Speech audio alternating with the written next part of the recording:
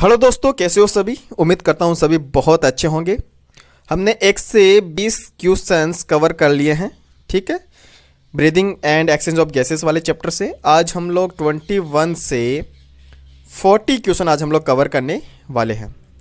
Clear. तो start करते हैं चैप्टर को हम लोग। पहला जो क्वेश्चन है वो 21 नंबर का, क्योंकि 20 क्वेश्चन हम लोगों ने ऑलरेडी फर्स्ट पार्ट के अंदर कवर कर लिया है। ध्यान से देखना। ट्रेकिया के अंदर उपस्थित उपास्थल छल्ले यानी कार्टिलेज के जो छल्ले बने होते हैं वो किस तरफ से ओपन होते हैं यानी कि खुले होते हैं। आपने देखा होगा जब मैंने आप लोगों को ये कंप्लीट ट्रेकिया वाला सिस्टम पढ़ाया था तो यहाँ पर इनके अंदर हाइलिन कार्टिलेज के सी शेप के इस प्रकार से छल्ले लगे होते हैं। अगर ये सामने वाला पोर्शन हो, अगर ये माउथ वाला पोर्शन, अगर मैं इसके स्ट्रक्चर बना के आप लोगों को दिखाता हूँ तो वो इस प्रकार से होती है, ठीक है। ओके, समझ लेना, डायग्राम पे ज़्यादा ना जाइए, ठीक है। इस तरह से होती है।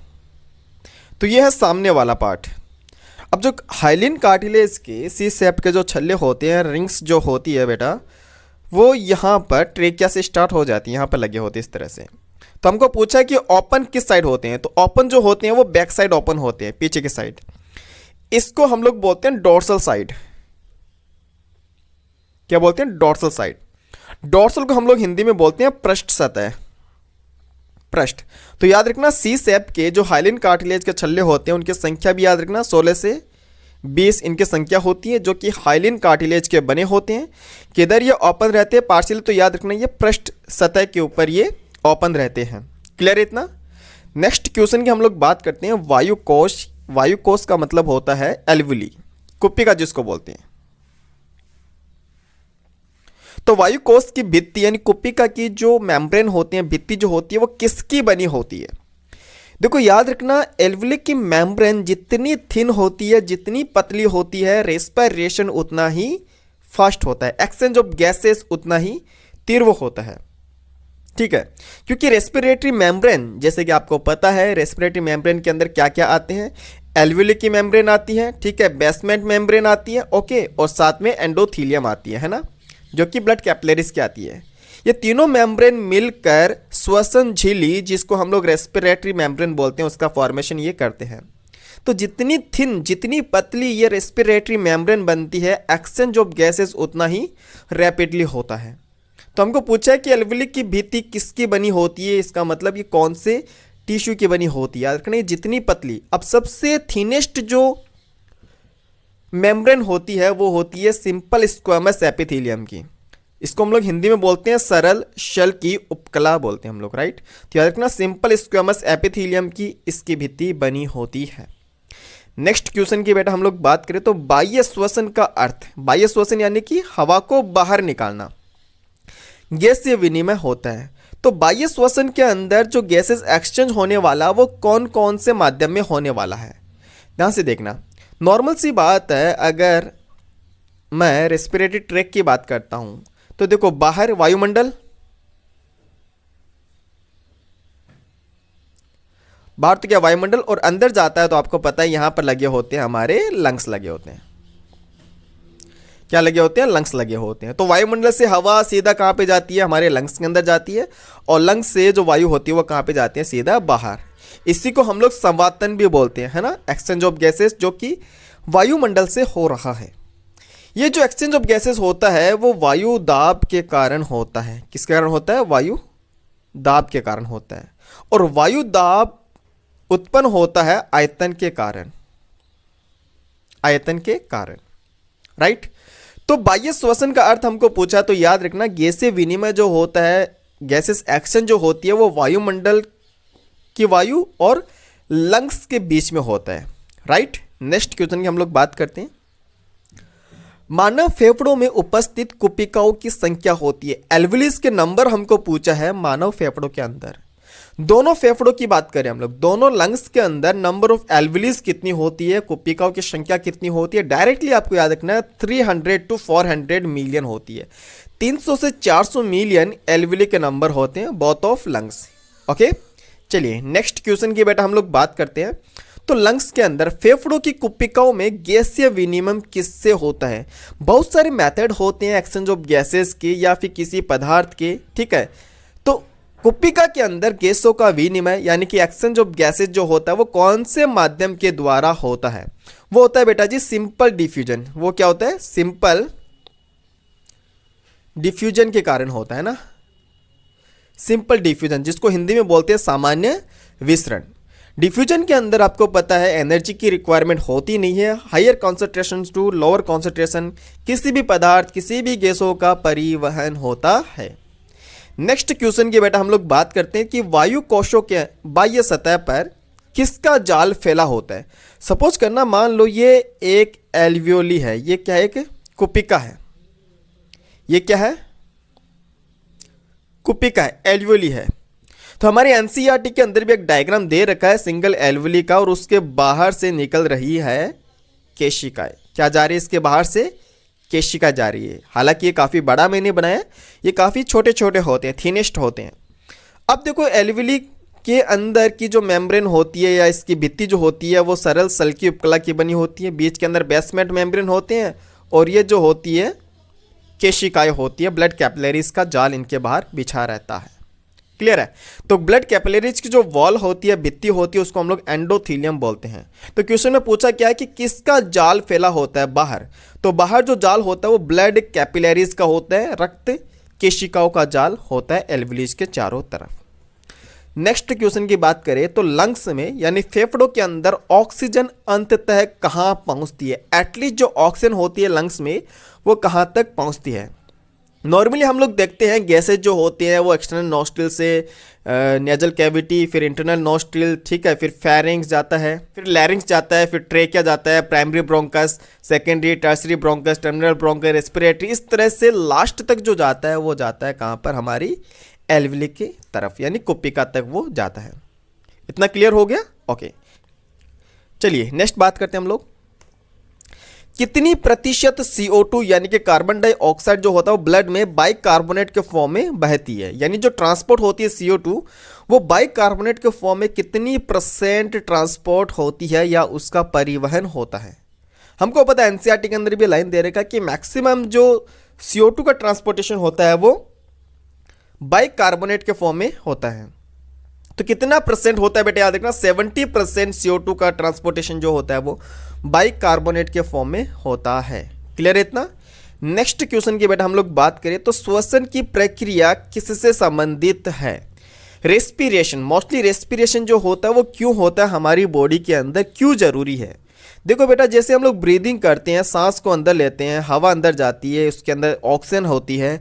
ऑक्सीजन कहाँ पे मिक्स हो जाती है? ब्लड के अंदर मिक्स हो जाती है। क्यों? क्योंकि ब्लड के अंदर प्रेजेंट होता है हीमोग्लोबिन, और एक हीमोग्लोबिन 4 ऑक्सीजन मॉलिक्यूल को बाइंड करता है। क्लियर है? 4 ऑक्सीजन मॉलिक्यूल बाइंड करने के बाद में हीमोग्लोबिन कहाँ पे जाता है? सेल के पास जाता है, कोशिकाओं के पास जाता है। कोशिका के अंदर इंटर होता है क्या? ऑक्सीजन इंटर हो गया कोशिका के अंदर।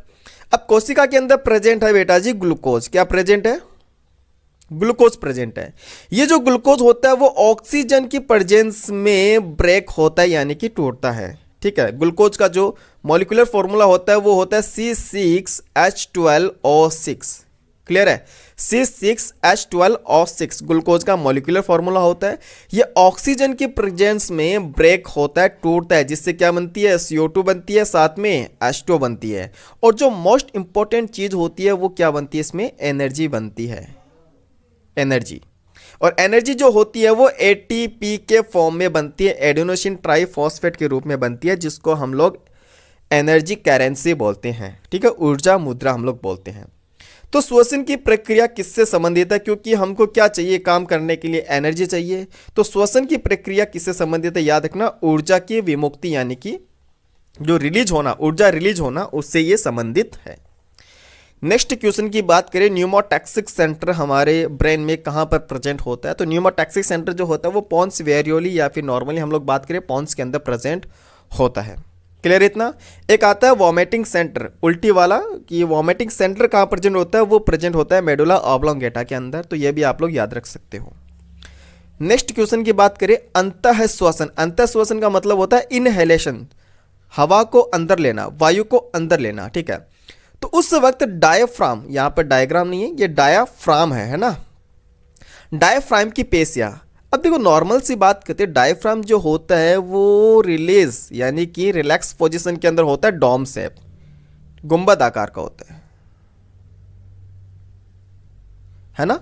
ये अभी रिलैक्स पोजीशन के अंदर है एकदम, ठीक है, नॉर्मल स्थिति में है।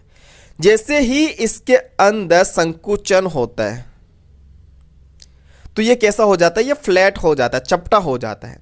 जैसे ही इसमें संकुचन होगा ये नीचे की तरफ मूव करेगा और ये फ्लैट हो जाता है, तो जो हमारा केविटी वाला पोर्शन होता है यानी हमारा जो लंग्स वाला पोर्शन होता है उसका वॉल्यूम क्या हो जाता है, बढ़ जाता है।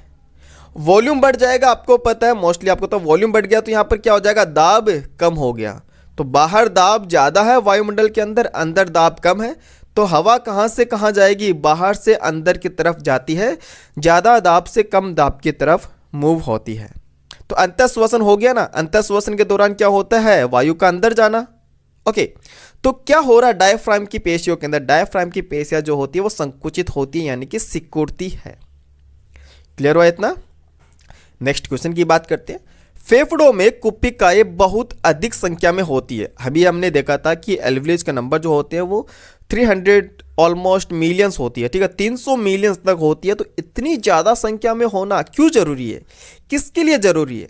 देखो जितनी ज़्यादा संख्या में कुप्पिकाएं होती है, आपको पता है कुप्पिकाएं राउंड शेप होती है, ठीक है, गोलाकार होती है, उतनी ही ज़्यादा वहाँ पर सरफेस एरिया बढ़ जाता है, उतना ही ज़्यादा क्या हो जाएगा, सरफेस एरिया बढ़ जाता है। और जितना ज़्यादा सरफेस एरिया बढ़ेगा, डिफ्यूजन जो होता है, विसरण जो होता है, उसके लिए उतनी ही ज़्यादा सतह वहाँ पर प्रोवाइड हो जाती है।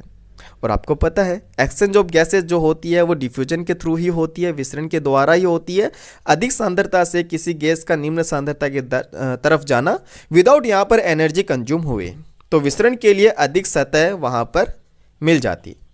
नेक्स्ट क्वेश्चन की बेटा हम लोग बात करें तो फुफ्फुस आवरण यानी जो हमारे लंग्स का आवरण होता है, ठीक है, पल्मोनरी जो आवरण होता है उसमें सूजन आने के कारण सीने में तेज दर्द होता है। सीने में क्या होता है, तेज दर्द होता है। तो ये कौन से रोग से संबंधित है? तो याद रखना प्लूरेसी नाम का एक डिजीज होता है जिसके कारण फुफ्फुस आवरण के अंदर सूजन आ जाता है, ठीक है, क्योंकि वहाँ पर जो प्लूरल फ्लूइड होता है, प्लूरल द्रव जो होता है उसकी मात्रा बढ़ जाती है, जिससे उस आवरण के अंदर स्वेलिंग यानी कि सूजन आ जाता है, जिससे चेस्ट में पेन होता है। तो उस डिजीज को हम लोग क्या बोलते हैं, प्लूरेसी हम लोग बोलते हैं। नेक्स्ट क्वेश्चन की बेटा हम लोग बात करें तो मनुष्य के फेफड़ों में ज्वारीय वायु कौन सी होती है? ज्वारीय वायु जिसको हम लोग टीवी बोलते हैं, टाइडल वॉल्यूम हम लोग बोलते हैं। ये वो वॉल्यूम होता है जो नॉर्मल यानी कि सामान्य स्थिति के अंदर हम लोग जब अंदर लेते हैं या हो सकता है उसी को बाहर निकालते हैं, तो वो जो वायु का वॉल्यूम होता है उसको हम लोग बोलते हैं ज्वारीय वायु यानी कि टाइडल वॉल्यूम हम लोग बोलते हैं। कौन कौन सी होती है? देखो श्वसन में ली जाने वाली हो सकता है या फिर हो सकता है बाहर निकाली जाने वाली सामान्य वायु। नॉर्मल स्थिति की बात करें यहाँ पर फोर्सफुली हम लोग ब्रीदिंग नहीं कर रहे। इसका अगर वॉल्यूम की बात करें, इसका आयतन की बात करें तो वो होता है 500 ml एयर होता है, 500 ml वायु की मात्रा ये होती है। नेक्स्ट क्वेश्चन की बेटा हम लोग बात करें तो खरगोश में सवातन दर होता है ब्रीदिंग रेट। तो रैबिट यानी खरगोश के अंदर जो ब्रीदिंग रेट होती है उसके नंबर आपको याद रखना 36 to 38 ब्रीद पर मिनट। 36 से 38 ब्रीद पर मिनट खरगोश के अंदर सवातन दर प्रेजेंट होती है। नेक्स्ट क्वेश्चन की बेटा हम लोग बात करें तो ऑक्सीजन एवं CO2 के सही परिवहन के लिए रक्त होना चाहिए। अब यहां पर पूछा है ब्लड का पीएच, और पीएच के बारे में हमको पता है कि ब्लड की जो पीएच होती है वो कितनी होती है, 7.35 to 7.45। एवरेज की माने तो 7.4 हम लोग इसको पढ़ते हैं।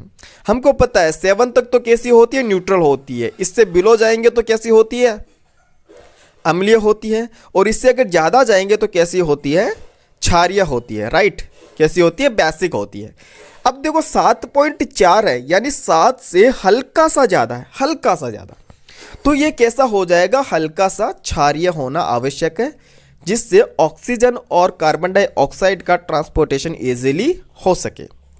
नेक्स्ट क्वेश्चन की बेटा हम लोग बात करें तो एम्फाइसेमा एक अवस्था है जिसमें एक्चुअली क्या होता है, देखो एम्फाइसेमा के अंदर जो बहुत ज़्यादा स्मोकिंग करने वाले पर्सन होते हैं उनके अंदर ये नॉर्मल डिजीज हो जाती है, जिससे होता क्या है, एल्वुलीज की जो सरफेस होती है वो कम होती जाती है, क्योंकि एल्वुलीज की जो सतह होती है वो बर्न होती जाती है और उनकी संख्या कम हो जाती है, जिससे होता क्या है कि जो रेस्पिरेटरी मेम्ब्रेन थी, जो श्वसन झिल्ली थी, जहाँ से विसरण की प्रक्रिया हो रही थी, अधिक सांद्रता से निम्न सांद्रता की तरफ गैसों का आदान प्रदान जो हो रहा था वो कंप्लीटली नहीं हो पाता। तो याद रखना, कुपिका को पृथक करने वाली जो भित्ति होती है वो टूट जाती है ना, उसकी जो लेयर होती है वो ब्रेक हो जाती है। नेक्स्ट क्वेश्चन की बात करें तो ऑक्सीजन का हीमोग्लोबिन के साथ मिलना क्या कहलाता है, उसको हम लोग बोलते हैं ऑक्सीजनीकरण। ये काफ़ी बार मैंने आप लोगों को ऑलरेडी बता भी रखा है। नेक्स्ट क्वेश्चन की बात करें तो ट्रेकिया के चिपकने को कौन रोकता है। हमारी जो ट्रेकिया होती है, जब हम लोग सांस को बाहर छोड़ते हैं तो इसके चिपकने के चांसेस ज़्यादा रहते हैं, तो इसको चिपकने से कौन रोकते हैं बेटा, याद रखना यहाँ पर प्रेजेंट होते हैं हाइलिन कार्टिलेज के छल्ले यानी रिंग्स पाई जाती है, जो कि डोर्सल साइड यानी कि पृष्ठ सतह के अंदर इनकम्प्लीट होती है, अधूरी होती है। कई बार क्वेश्चन आता है कि जो सी आकार के छल्ले होते हैं वो कौन सी सतह पर अधूरे होते हैं, तो याद रखना पीछे यानी डोर्सल साइड के अंदर वो अधूरे होते हैं।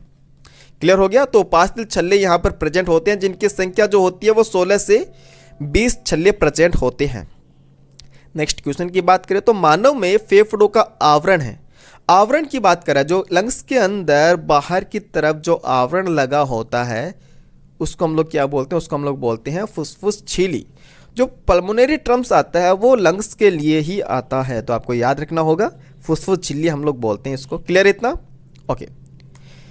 तो 40 क्वेश्चन हम लोगों ने यहाँ पर कवर कर लिया। उसके साथ साथ हम आपको और चीज़ बताते हैं कि हम नून एकेडमी के ऊपर भी लाइव क्लासेस लेते हैं। जो हमारा क्लासेस का टाइम होता है वो शाम 7 से 8 बजे के बीच होता है। 1 घंटा हम लोग यहाँ पर लाइव क्लासेस लेते हैं, करेक्ट है। यहाँ पर लाइव क्लासेस तो होती है, उसके साथ साथ बेटा यहाँ पर PDF भी आपको एज ए नोट्स के फॉर्म में देखने को मिलेगा। कंटेंट जो होता है वो अच्छा कंटेंट आपको प्रोवाइड करवाएगा, एक वैल्यूएबल कंटेंट आपको मिलेगा। ज्वाइन कैसे करना, आपको डिस्क्रिप्शन में लिंक दे रखा है जहाँ से आप नून एकेडमी ऐप को डाउनलोड करना है, एंड वहाँ पर आपको PCMB यूपी बोर्ड वाला जो ग्रुप है उसको ज्वाइन कर लेना। ये कम्प्लीटली 100% आप लोगों के लिए फ्री है, ठीक है। तो मिलते हैं फिर हम लोग नून एकेडमी प्लेटफॉर्म के ऊपर, तब तक के लिए thank you so much, bye bye, have a good day, take care.